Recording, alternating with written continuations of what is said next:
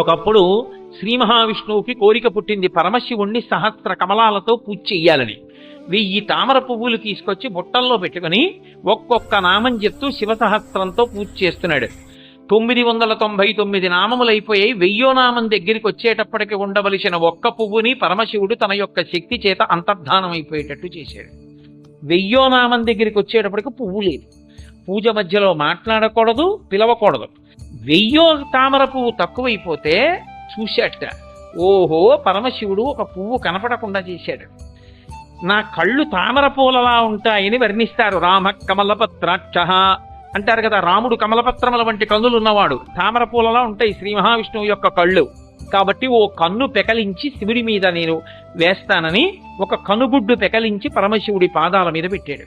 వెంటనే పరమశివుడు ప్రత్యక్షమై, ఇంత భక్తితో ఇన్ని మాటలు నన్ను సేవించావు కాబట్టి నా శరీరంలో అర్ధభాగం నీకు ఇస్తున్నానని సగం శరీరాన్ని విష్ణువుకి ఇచ్చేశారు.